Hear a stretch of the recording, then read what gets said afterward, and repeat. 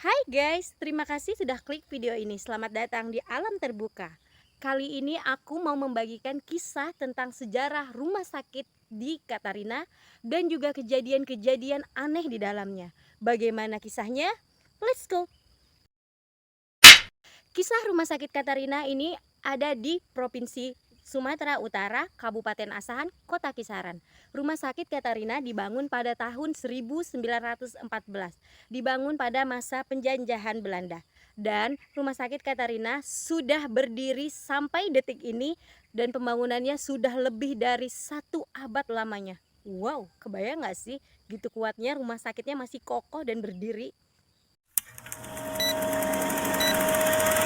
Nama rumah sakit Katarina adalah nama seorang dokter yang bertugas pada masa itu. Tapi lain juga mengatakan bahwasanya nama Katarina bukan dari nama seorang dokter. Lalu nama siapakah? Ada dua unsur ya guys. Katanya ini ada yang bilang katanya itu kalau misalnya nama itu dari seorang dokter ya, yang tadi aku bilang. Dan yang keduanya itu adalah dari nama anak seorang gubernur yang pada masa itu menduduki Asahan itu ya. Orang Belanda itu mendudukin Asahan itu. Nah, dia tuh membangun sebuah rumah sakit itu dan memberikan nama rumah sakit itu nama anaknya. Katanya untuk mengenang anaknya. Kenapa mengenang anaknya? Bahwasanya anaknya yang bernama Katarina Edelweiss ya, berusia 20 tahun, anak perempuannya sakit dan meninggal. Jadi si bapak mau membangun rumah sakit itu, nah, dia mau mengenang lah tuh nama anaknya di rumah sakit itu. Begitu loh ceritanya. Nah, jadi tapi sampai detik ini tuh belum tahu yang pastinya sebenarnya nama dokter atau bener enggak sih nama si bapak gubernur itu, anak bapak gubernur, maksudnya anak bapak gubernur itu. Nah, itu masih simpang siur, belum ada kejelasan yang pastinya gitu loh. Nah, setelah itu 1960 si penjajah udah out dari Indonesia ya kan. Nah, bergantilah nama rumah sakit Katarina itu menjadi nama rumah sakit apa?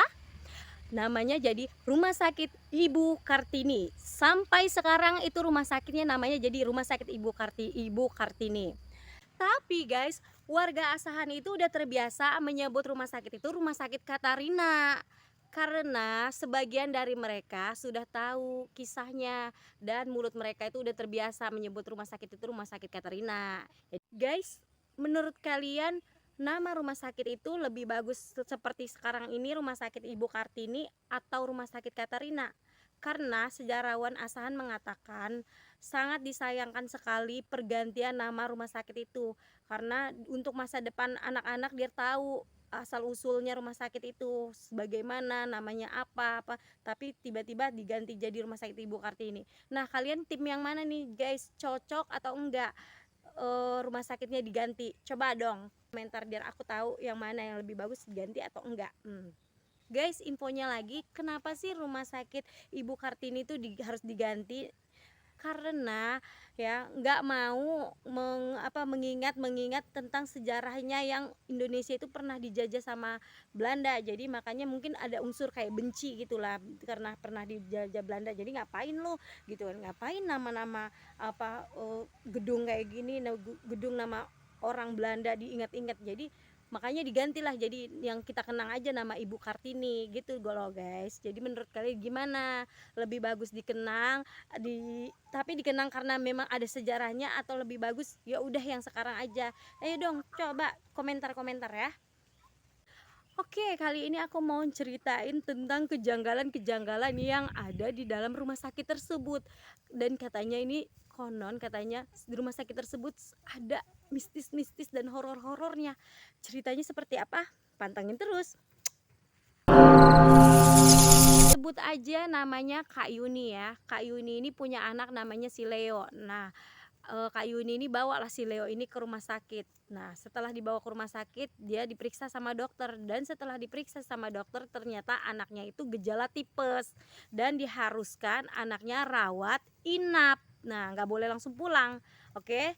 Dan setelah dia menyetujui juga ya, karena dia mikir juga ya kalau dia nggak setuju kayak gimana anaknya, ya udahlah akhirnya disetujuin lah untuk rawat inap ya kan. Nah, dibawa tuh anaknya sama perawat ke ruangan ya kan. Nah dibawa ke ruangan, terusnya ruangannya di mana? Ruangannya di belakang, paling belakang rumah sakit, deket sama laundry katanya gitu. Nah tahu kan laundry rumah sakit tuh yang buat spray cuci-cuci, disitulah ruangannya. Nah setelah itu apa yang terjadi? Ya nggak ada apa-apa, dulu masih nggak ada apa-apa. Ke malam harinya si Yuni tuh anaknya udah tidur. Nah dia tuh main handphone. Oke, aku kasih tahu dulu ya sebelumnya. Dalam ruangan itu kan ruangannya gedung. Kalau rumah sakit zaman dulu kan kayak gitu, ruangannya tuh besar, gede, tapi sekat-sekat gitu aja, hadap-hadapan, sekap-sekap. Nah, katanya kebetulan ruangan anaknya itu cuman ada 2 pasien, yaitu pasien pertama katanya anak perempuan, usia kira-kira 7 tahun. Itu ruangannya di depan. Ya, sedangkan yang pasien kedua itu si Yuni itu anaknya. Dia ditaruh di paling belakang, kamar paling belakang. Nah, ya kan. 2. Itu pada hari Jumat katanya. Hari Jumat dia bawa anaknya. Nah setelah itu apa yang terjadi ya itu aku bilang belum ada terjadi apa-apa. Nah dia main handphone lah itu sampai jam setengah satu malam.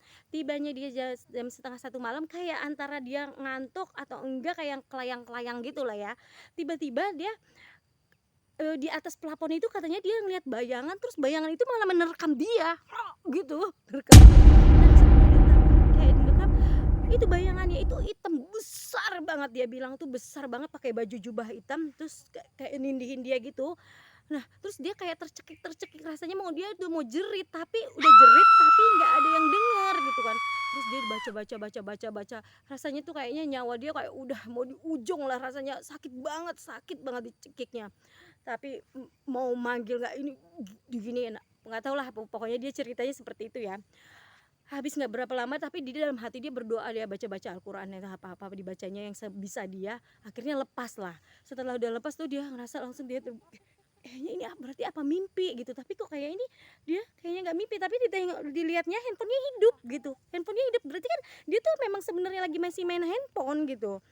Nah jadi itu ceritanya, tapi dia nggak mau cerita sama si perawat atau anaknya. Dia takut kalau sampai anaknya tahu, terus nanti terakhir minta pulang, payah lah jadinya ya kan. Ya udah dia pendem sendiri aja. Nah keesokan harinya, hari Sabtu ya, apa yang terjadi? Ada yang terjadi lagi nggak? Nggak, belum terjadi apa-apa. Dia tuh tidur dengan enak ya kan, nggak ada kejadian. Pas hari Sabtunya tuh nggak ada kejadian apa-apa, masih dia dengan sama anaknya aja. Dan pas pula katanya itu nggak ada pasien-pasien yang datang lagi, cuma dia sama anak yang itu aja, yang anak kecil yang perempuan itu. Nah lalu lanjutnya hari apa kejadian lagi selanjutnya? Di hari Minggu kejadian lagi. Nah itu malam-malam katanya, tepatnya jam 2 malam, karena kan kata dia gini, dia terbangun mau buang air kecil. Dia lihatlah handphonenya dulu, oh udah jam 2. Pergilah dia ke depan. Kenapa ke depan? Karena kalau dalam gedungan itu rumah sakitnya malah kamar mandinya di dalam yang depan. Pas pertama kali mau masuk ke dalam ruangan pasien gitu. Jadi ini kan kotak gini kan ya, terus mau masuk, kita malah masuk mau disajiin sama kamar mandi, baru sama tempat tempat perawat itu baru. Ini kan namanya lorong-lorong ya, kalian ngerti lah itu lorong-lorong gini gambarnya. Nah dia tuh pergilah dia kan, karena dia yang paling belakang, lewatlah dia ke depan, tutup dia lihat kan itu pintu-pintu semua tertutup ya. Nggak taunya dia ngelangkah ke depan sebentar, udah mau nyampe, dia dengar suara pintu krek krek krek krek. Terus dia heran, perasaan tadi pintu itu pada ketutup gitu, kok bunyi pintu. Baliklah dia mundur, pas dilihat tuh pintunya terbuka. Loh, kaget dia. Tapi dia karena udah nggak mikirin itu lagi, karena dia udah keburu pengen buang air, jadi makanya cepet-cepet dia kamar mandi. Pas di kamar mandi dia lagi buang air, dia dengar suara bisikan. Katanya tuh bisikannya tuh adalah 3 kali. Cepet-cepet dia nyelesaikan, terus dia langsung mau lari gitu kan. Pas udah dia masuk dia ke ruangan anaknya, pas dia tidur lagi, bunyi lagi pintunya, berulang kali sampai kayaknya ya ampun, dia langsung tutupin gitu. Dia baca lagi, nggak berapa lama hilang. Nah besok paginya dia datengin tuh si pasien yang anak kecil itu, keluarganya. Dia bilang, "Bu, ibu dengar nggak sih tadi malam pintu tuh berisik banget kerutak-kerusuk?" "Oh nggak dengar," katanya. "Nggak ada dengar, emang ada rupanya." Ya udah dia dalam hati aja ya, dia juga nggak mau mikir ya, nggak mau nakutin orang. Ya ampun, sampean dia rasa, ya ampun bener-bener nggak berani lagi untuk tidur. Nah dia cerita tuh sama suaminya. Nah, akhirnya suaminya lah yang menggantikan tidurnya, nemenin anaknya, dia udah nggak sanggup lagi. Nah, kebesokan hari Seninnya katanya udah pulang, anaknya udah dibolehin pulang. Nah, itu ceritanya. Nah, ada cerita selanjutnya, datang dari, ya sebut aja gitu ya, Ibu Tini ya. Ibu Tini juga bilang katanya pernah merawat anaknya di situ, dirawat di rumah sakit itu, dan sering dengar suara kayak kuda. Dengar kayak kuda, gitu juga gitu langkah kuda. Dia seperti itu juga lah ya. Ya gini loh, wajar aja lah ya kan, karena itu rumah sakit tua, lagian rumah sakitnya yang Belanda ya, mungkin aja dulu kan zaman dulu masih ada kuda-kuda atau apa, jadi seperti itulah ya kan. Terus ada juga yang bilang katanya pernah ada pasien yang dirawat di situ terus kesurupan, tapi dia kesurupan itu nggak ngomong bahasa Indonesia, bahasa Jawa atau bahasa Batak atau bahasa apa-apa, tapi dia kayak ngomong bahasa Inggris. Terus matanya itu katanya kayak putih semua, ngamuk-ngamuk dia kayak gitu. Tapi itu juga dirahasiakan, nggak boleh dicerita-ceritakan ya, tapi kan mulut ke mulut ya sama aja, tetap aja ketahuan ya kan.